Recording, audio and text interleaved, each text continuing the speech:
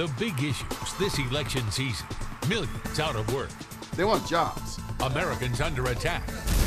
The United States will never tolerate efforts to harm our fellow Americans. And this hour, what to do about energy and the environment.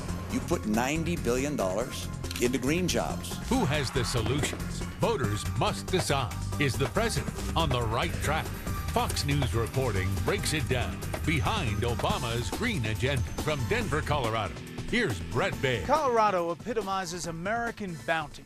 It's a state blessed with magnificent beauty, rich natural resources, and enterprising people. And few places straddle the great divide over environment protection the way Colorado does.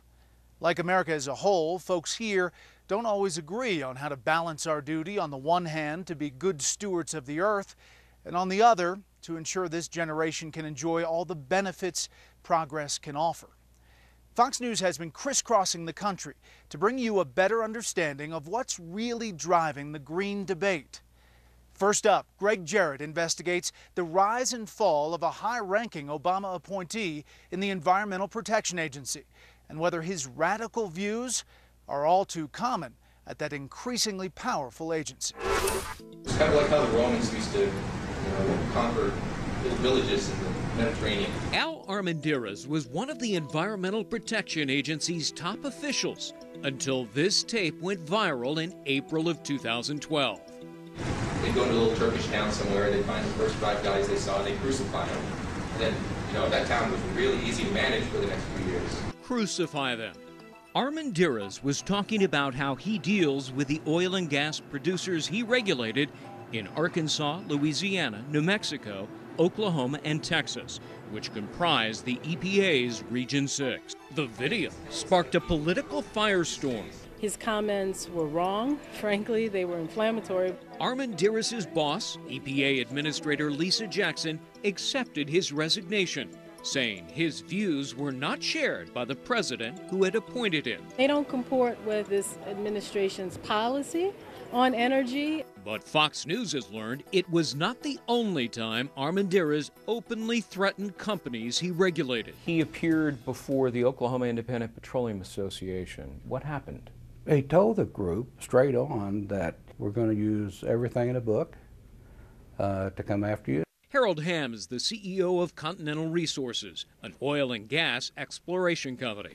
He was recently appointed chairman of the Romney campaign's Energy Policy Advisory Group. We got the drift right quick that basically is out to shut us down. Armendariz made it clear that oil and gas industry was the enemy. Well, we certainly took that away. And there's more.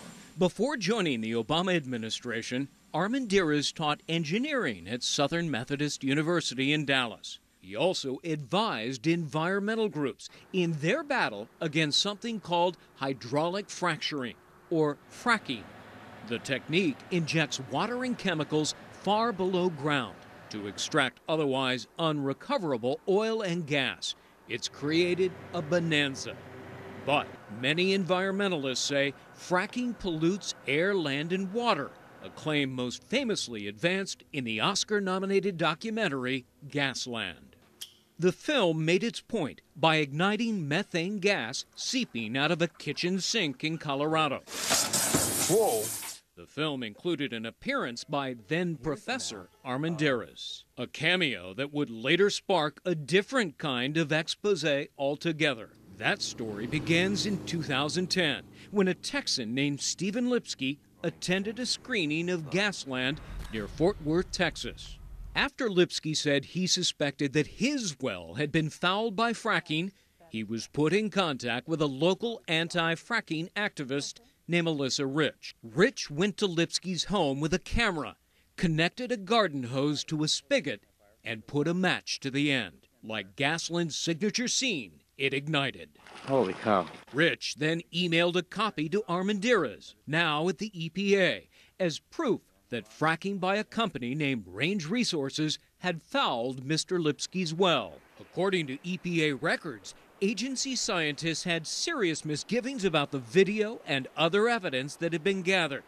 But Armendariz brushed them aside and pushed through an emergency order against Range Resources. He then went on local TV. Not only is there natural gas in the water well, but that this is natural gas that is coming from the production activities of Range. Mike Williams, then the top oil and gas regulator for the state of Texas, decided to review the matter himself. There was no way in the world that Range's production activities had anything to do with the natural gas that might have been in Mr. Lipsky's water. Indeed, when Lipsky took his claim to state court, the judge found that Rich didn't screw that garden hose onto a water spigot, but instead intentionally attached it to a methane gas vent, a common feature on many private water wells because methane gas is often found there. Then they hit the record button and lit the escaping gas. Oh my God, look at that. Texas District Court judge found that Alyssa Rich produced, quote, a deceptive video calculated to alarm the public into believing that the fracking operations of a company called Range Resources were endangering human life. Not only did she do that, she then passed that information on to Region 6 EPA, and then they took it and ran with it as well. So Range Resources falsely accused. They were falsely accused, yes. This was an outlandish lie. And it is unfortunate that a federal official who's been given the public trust would falsify activity and go after a Texas business. Is it possible Armendariz didn't actually know that the tests had been deceptive or falsified? Mr. Armendariz was a willing participant in the collusion. It wasn't if somebody pulled the wool over his eyes. Al had his own agenda that was adverse to the natural gas industry in Texas. Last spring, the EPA quietly rescinded the endangerment order against Range Resources issued by Armendariz.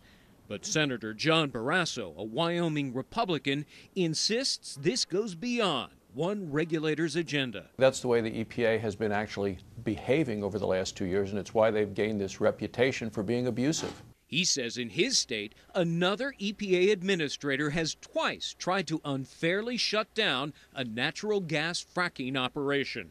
Their science has been called out as being faulty.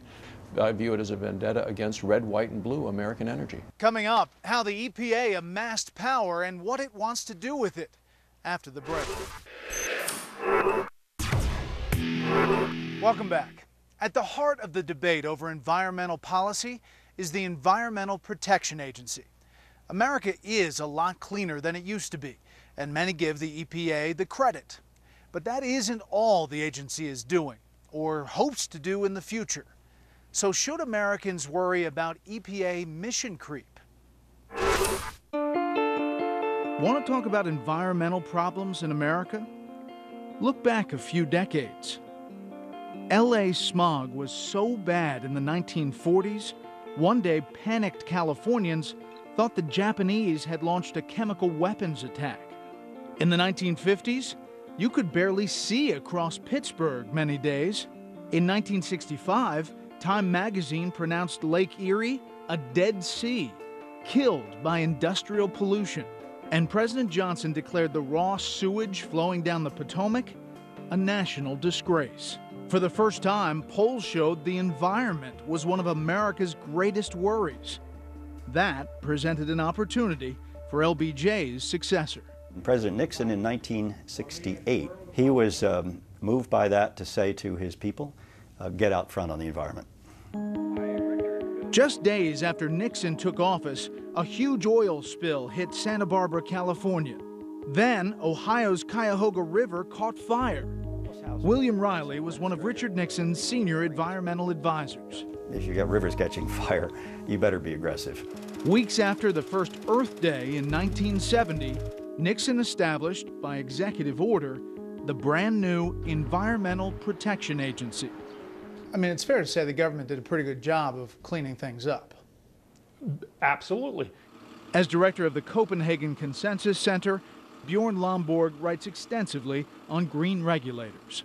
Rivers are not catching fire anymore, and that's a great thing. We dug through some public opinion in those years, and Even as the nation's air and water were getting cleaner and the toxic waste dumps were getting cleaned up, the American people were still getting increasingly worried about the environment.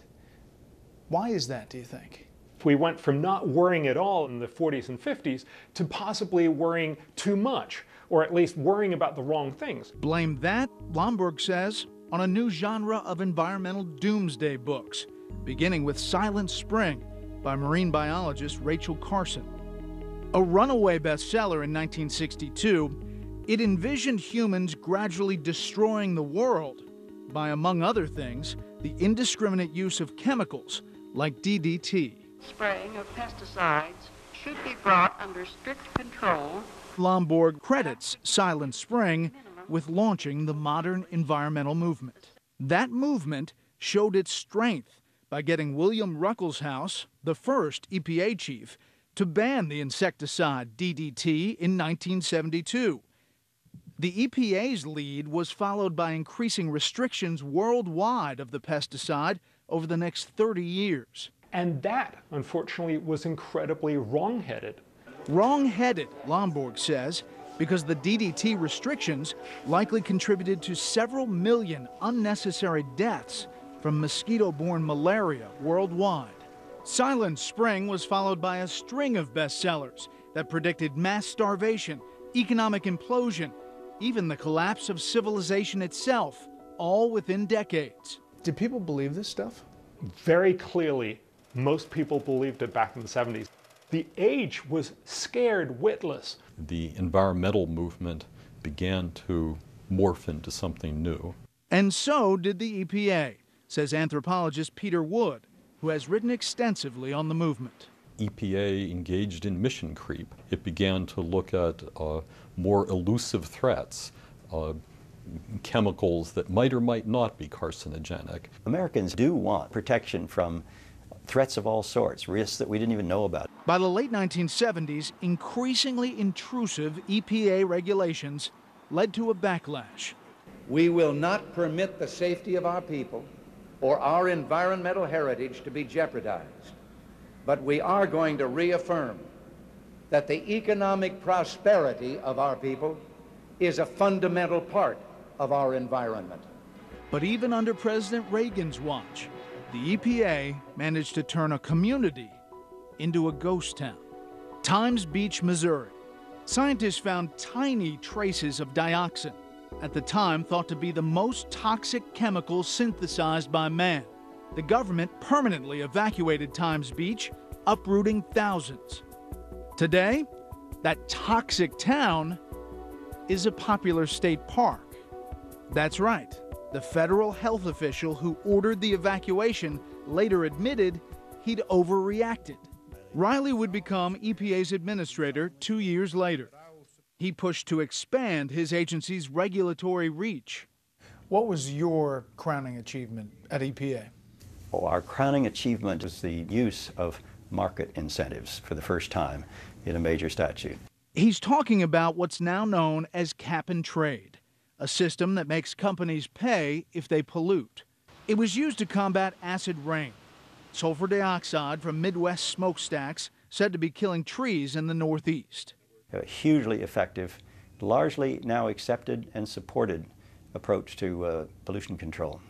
The EPA got vast additional authority in 2007 when the Supreme Court ruled 5-4 that the Clean Air Act authorized the agency to regulate greenhouse gases, including carbon dioxide. Carbon dioxide is what we exhale. Carbon dioxide is necessary for plants. Long before he was a radio talk show host, Mark Levin started the Landmark Legal Foundation. In that capacity, he's regularly tangled with the EPA in court. We have an unelected branch of government giving another unelected branch of government enormous powers. What do you say to the people out there who say, Mark, calm down, it's not that bad? I don't mean to sound alarmist, but the Environmental Protection Agency has many of the attributes of the old Soviet system. Faceless bureaucrats, setting industrial policy. This is something we should be very, very concerned about as a people.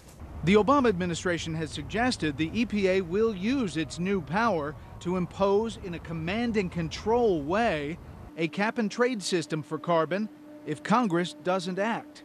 It's a massive tax that could cost the American economy more than $500 billion a year.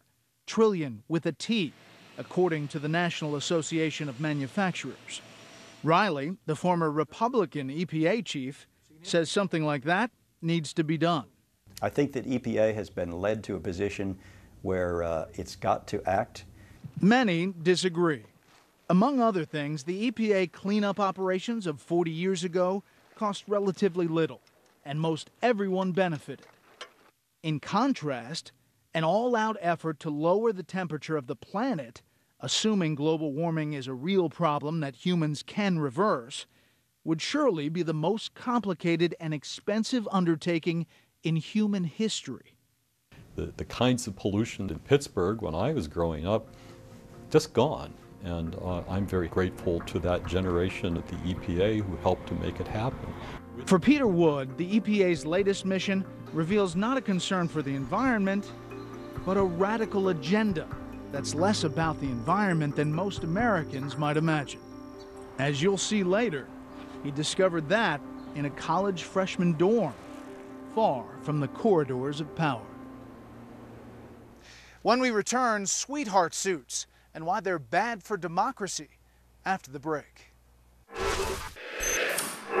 Citizens elect representatives to set national policy by passing laws. That's how democracy is supposed to work. But now, questions about whether the EPA, with the help of courts and environmental groups, has seized power that voters can no longer control. 2010, the Northwest Environmental Defense Center convinces a court that muddy water running off logging roads is industrial pollution, requiring an EPA clean water permit. The timber industry says that will cost hundreds of millions of dollars, kill thousands of jobs, and invite protracted litigation without any environmental benefit. 2009, another environmental group, the Chesapeake Bay Foundation, sues to force the EPA to crack down on water runoff from farms along the bay. The EPA settled and imposed strict new rules that the American Farm Bureau says will cost billions of dollars. 2011, the EPA imposes stricter limits on pesticide use than Congress required after a consortium of environmental groups sued, saying that lawmakers were being too lenient. Just a few of a series of cases that show how environmental groups exert extraordinary influence over the EPA. They use a lot of litigation to get federal judges to order the EPA to do what they want them to do. Stephen Hayward is a professor of public policy at Pepperdine University. This is a long and complicated story, and it's very poorly understood by the public and even by members of Congress. My understanding is that there are situations where groups file suit against your agency, and literally on the same day, there are settlements entered into by your agency with those groups. I'm not aware of any settling the same day. There's a long history under all administrations of EPA kind of working with advocacy groups in what I would call a sweetheart deal. Jeff Homestead is a former assistant EPA administrator. If someone brings one of these cases, they get to recover any fees, and you have to pay for their costs of bringing the suit. So it's a pretty good moneymaker. And it gets even worse, says Homestead. Many of those same groups also get grants from EPA. It seems like a screwy system. I've said for years I think it's a screwy system. But that's the system that we have. Wow. We are subsidizing these groups to bring lawsuits to attack private property rights, to attack the capitalist system, to attack various industries. Mark Levin says in many cases the law gives environmental groups special standing to sue. It is a horrendous circle. Environmental groups claim that by bringing these citizen suits, they're simply representing the average American's interest in protecting the environment. But Louisiana Senator David Vitter, a Republican member of the Committee on Environment and Public Works, says environmental groups don't even have to sue to stop, delay, or threaten some projects. Case in point, Alaska, 2010. The Pebble Partnership proposes a new mineral mining operation that could generate billions of dollars of economic activity and thousands of jobs around the Bristol Bay region. Enter a local environmental group, which complained to the EPA. Despite the fact that no plan or permit had been submitted for review, the EPA announced its opposition to the project, concluding that it might interfere with a sockeye salmon habitat. Whether or not the project ultimately happens, Vitter says the EPA abused its power. They are jumping the gun and looking to preempt the whole decision. Even worse, Vitter says, some groups are now using the system to advance agendas that have nothing to do with the environment. In 2010, a collection of environmental groups petitioned the EPA to regulate the lead in bullets as a toxic substance, claiming they contaminate groundwater and poison wildlife. The EPA actually began the public comment process, but shut it down when a political firefight broke out. The NRA accused the EPA of backdoor attempt to limit hunting and impose gun control. Yeah, I mean, buy that? I think it was clearly a clever, leftist approach to trying to cut down on gun rights and make life tougher for folks who own guns. And Hayward thinks we haven't seen the last of it. Environmental groups think of the EPA as their agency. They're just making a mess of things, and it's just going to get worse. Coming up, environmental racism and the Keystone Pipeline. Is Obama's green agenda killing jobs? Since before he took office, President Obama has promised to boost the economy by creating millions of green jobs. Taxpayers have spent billions, but the green economy has yet to roar. So what about the real existing economy, the one that overwhelmingly still depends on fossil fuels? If one decision captures for Obama's critics the radical nature of his green agenda, it's his refusal to go full bore on the Keystone XL pipeline. Our experts said that we needed a certain amount of time to review the project. The $7 billion project would transport oil from the petroleum-rich oil sands of Western Canada to refineries in Texas. The environmentalists were saying we've got to stop it and using every excuse they could. Senator James Inhofe is a Republican from Oklahoma. He says building the pipeline is a no-brainer for many reasons, starting with the thousands of private sector jobs economists predict it would create. We have all this capability, not just in producing and exploring, but also the pipelines going through. We have to keep the production in America. The Obama administration, however, says it's concerned the pipeline would pollute aquifers it would cross over. And of course, getting more Canadian tar sand oil to market could only, in the administration's view, accelerate global warming. But what really gets Inhofe is another argument advanced by EPA Administrator Lisa Jackson: environmental justice. It's what we see in inner cities, where air pollution makes kids miss school and workers stay home. It's what we see on tribal lands, where open landfills are rampant and drinking water is polluted. The environmental justice argument goes something like the Keystone Pipeline will end up in Port Arthur, Texas. The refinery is in a neighborhood largely populated by minorities. The refining process will therefore pollute. I would say that's one more fabrication used to retard our production in this country. Those people need jobs. I've been working with people in Port Arthur, and their biggest cry, their biggest request is to have more high-paying oil jobs. And this is what this Keystone Pipeline would bring. Harry Alford, president of the National Black Chamber of Commerce, doubts concerns about environmental justice are sincere. I don't think that our EPA Administrator Jackson is just turning over at night thinking about the poor blacks in Port Arthur, Texas. Senator David Vitter thinks the Obama administration employs many bogus arguments against fossil fuels. Several years ago, Shell invested billions of dollars to get lease rights offshore Alaska.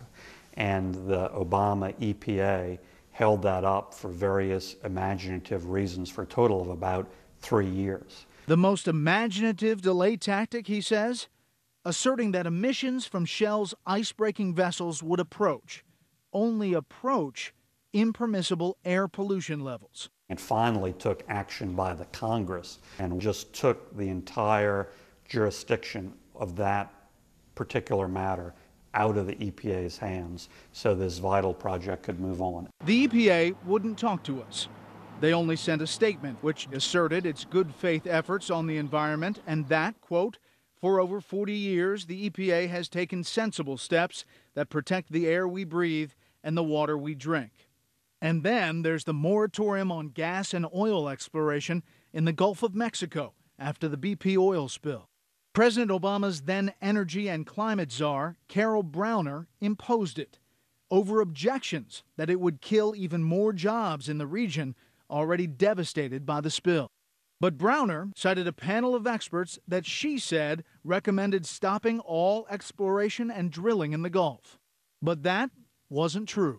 An Interior Department Inspector General probe concluded that Browner had implied that the experts had supported the moratorium, when in fact they had neither reviewed nor supported such a policy decision. And that investigation confirmed that Carol Browner and the White House doctored that report to lead to the moratorium. Browner wouldn't talk to us. But Senator Vitter thinks it was a case of never letting a crisis go to waste. When this opportunity came up, they immediately went to the most extreme action, completely shutting down the Gulf. What kind of economic impact did that have on your region? Huge impact, tens of thousands of jobs. That moratorium was far bigger than the hit from the spill itself, and it was the biggest negative thing we've dealt with in 5+ years. You've heard people talk about sustainability. What exactly do they mean? It may be the key to understanding what's behind the Obama Green Agenda. After the break. This is Sustainability Park in downtown Denver. It celebrates the idea of sustainable development. You hear that term a lot these days, but do you really know what it means? What Greg Jarrett discovered might trouble you.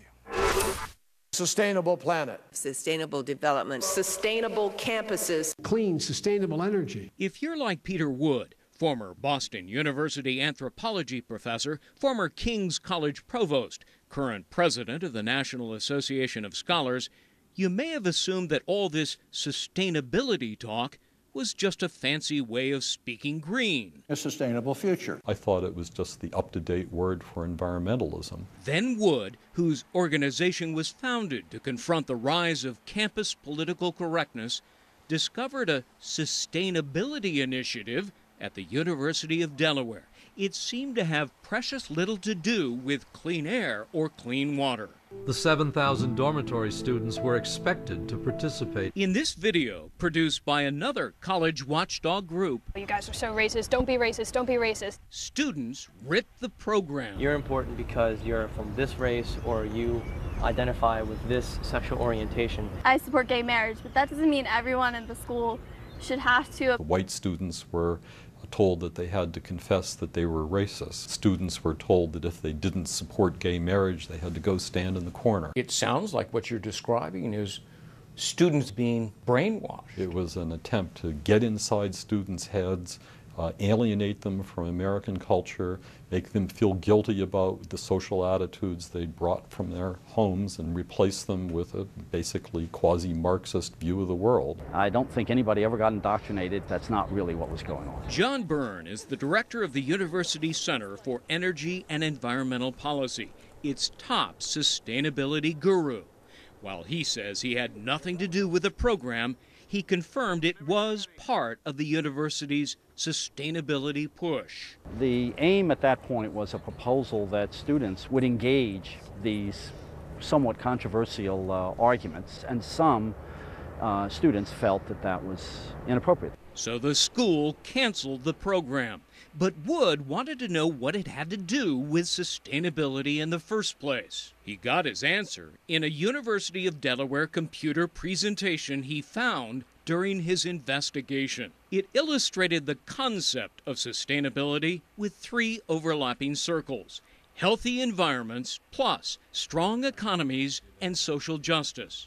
Where they overlap, that's the sustainable sweet spot. In other words, sustainability is about a lot more than the environment.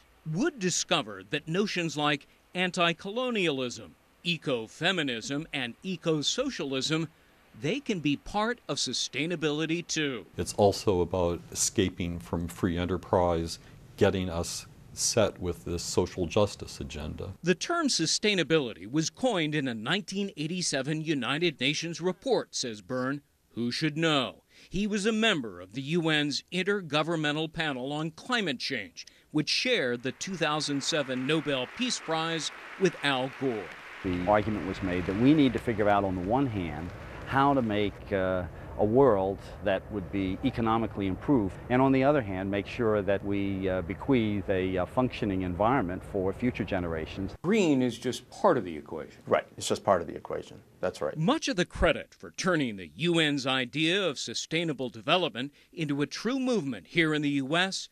goes to Anthony Cortese. He got a big assist from one of America's top Democratic power couples. The Rio Summit in '92, John Kerry and Teresa Heinz got together. They emerged from that with the idea of sustainability. Right. They contacted you. Yes. John Kerry called me up and said, you know, I think we really need to promote sustainable development. They created a nonprofit called Second Nature. Cortese believed the best place to start changing the way Americans think and live was on college campuses. So he pushed the university presidents nationwide to make advancing the sustainability agenda their school's #1 priority. How successful were you in getting their support? We started in early 2007 with 12 colleges and universities that stepped up and made this commitment. So now we have 677 in all 50 states. The sustainability movement is the biggest thing on the American college campus. And Wood says it shouldn't surprise anyone that it's led to outrage over things like that sustainability program at the University of Delaware. The sustainatopian view is that our civilization is founded on a rotten basis. This is not what we're intending to do. There's no liberal, there's no conservative, there's no ideology here. You're not driven by a liberal political agenda? No. But Second Nature's publications suggests otherwise. Sustainable development and environmental justice redresses past, present, and future maldistribution of resources, privileges, and rights of endangered communities, of poor people, and of communities of color. And it really does sound like liberal social theory. Is that what you want all college students to adhere to? No, it's what we want them to do is to understand what happened in the past and what the consequences were. That's not what it says. What it says is we're going to redress and repay the inequalities of the past. I mean, that's what it says. No. Can I see what it says? Sure. It's circled. Well, it was your report. Yes, it was our report. We've got to make up for past inequality. It's not the way I interpret it. The question is how the Obama administration interprets the word sustainability. The evidence suggests a lot like Cortese. A clean, sustainable economy. That's EPA Administrator Lisa Jackson. We must build and rebuild a country and an economy where everyone gets a fair shot. Is the key to President Obama's green agenda in this report. It was commissioned after the president signed an executive order calling for an integrated strategy toward sustainability in the federal government. The report recommends the agency incorporate into its daily affairs the 3 sustainable development pillars: social, environmental, and economic. Sounds like the EPA is on board with your sustainability. Yes, sounds like it. While the EPA tells Fox it has not yet made any decisions on implementation of the report, other administration sustainability initiatives have moved forward. President Obama, is he on board with sustainability? For me, that's an open question, although I see disturbing signs of the sustainability movement being translated into public policy. Coming up, the choice for the November election might come down to 2 competing visions of progress. We'll explain when Fox News reporting returns after the break. When it comes to the environment, Americans apparently face a stark choice, not just between 2 sets of policy proposals, but 2 different visions of how the world works. In the end, however, it may come down to your idea of progress and your faith in mankind to overcome the toughest problems.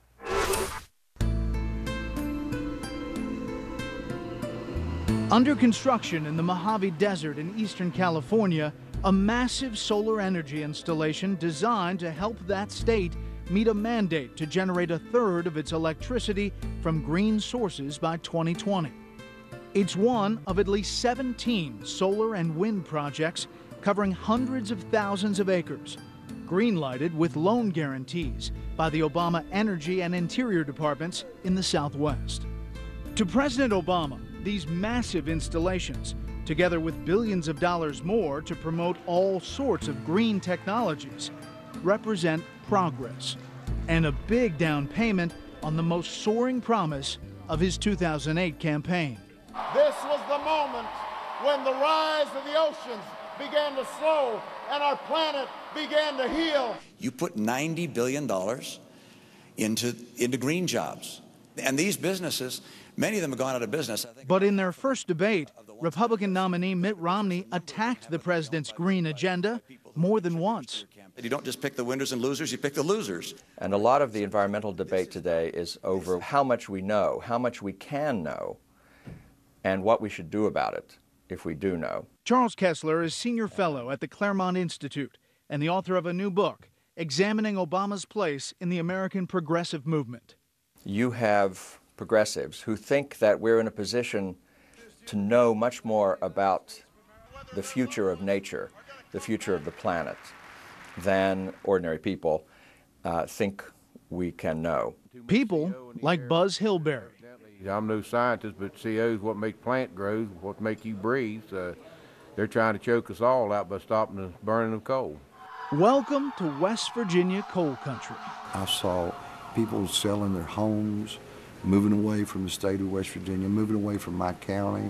Folks here say Obama's green agenda threatens their way of life. Do you guys feel that the industry is under attack? Definitely. Absolutely. 100%. Yeah. But the Obama administration sees a much bigger problem that needs solving right now. Does it make any sense to pretend climate change isn't happening and hope we can deal with it later? No, sir, it doesn't. Such certitude about global warming explains why EPA Administrator Lisa Jackson has restricted greenhouse gas emissions through regulation, held up or reversed permits for mines, and imposed new, more stringent rules on coal-fired power plants, even in the middle of the Great Recession. Is there any evidence that they're harming the economy? None, sir. None that I'm aware of. It's just not right. West Virginia State Senator Art Kirkendall insists she's flat out wrong. You're a West Virginia Democrat. Do you feel abandoned by this White House? Yeah, I do. I feel very let down. But when we spoke in the summer, he wasn't so sure about Mitt Romney either.